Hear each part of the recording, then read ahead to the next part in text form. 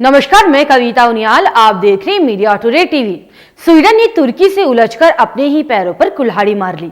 तुर्की ने स्वीडन के रक्षा मंत्री को तुर्की आने से मना कर दिया, जिससे स्वीडन का नेटो में शामिल होने का सपना चकनाचूर हो गया।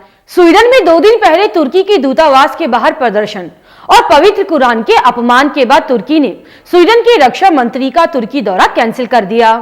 स्वीडन के रक्षा मंत्री का तुर्की दौरा इस लिहाज से बेहद अहम माना जा रहा था क्योंकि इस दौरे में स्वीडन के रक्षा मंत्री तुर्की की आपत्तियों को दूर करने के लिए तुर्की से बातचीत करना चाहते थे। स्वीडन लंबे समय से नाटो का सदस्य बनने की कोशिश कर रहा है, लेकिन तुर्की की आपत्ति की वजह से उसका ये सपना पूरा नहीं हो पा रहा। स्वीडन की राजधानी में तुर्की के खिलाफ विरोध प्रदर्शन और पवित्र कुरान को जलाए जाने की घटना ने इस बातचीत को शुरू होने से पहले ही पटरी से उतार दिया।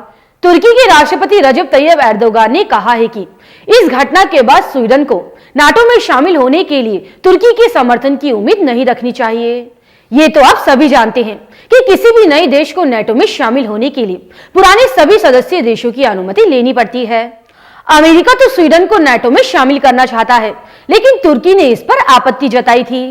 पहले तो तुर्की को इस बात से आपत्ति थी कि स्वीडन उन कुर्दों का समर्थन करता है जिन्होंने तुर्की के खिलाफ जंग छेड़ रखी है।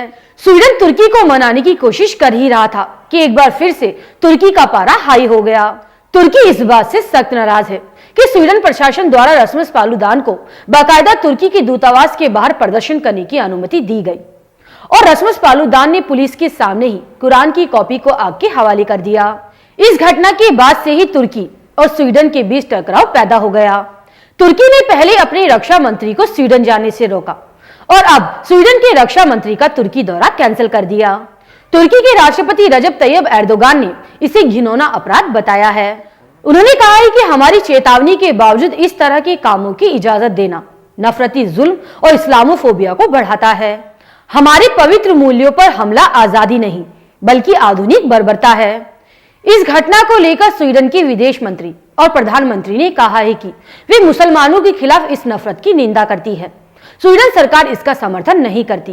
साथ ही उन्होंने आगे कहा कि उनके देश में कुछ आजादी है। स्वीडन में हुई कुरान जलाने की घटना की मुस्लिम देशों ने कड़ी निंदा की थी। बहरहाल अब स्वीडन सरकार इसको लेकर कितनी भी सफाई पेश कर ले, लेकिन ये सच है, अगर सरकार चाहती तो इस घटना को रोक सकती थी। अंत में बस इतना ही कहा जा सकता है कि स्वीडन ने एक कट्टरपंथी को हवा देकर अपने ही पैरों पर कुल्हाड़ी मार ली।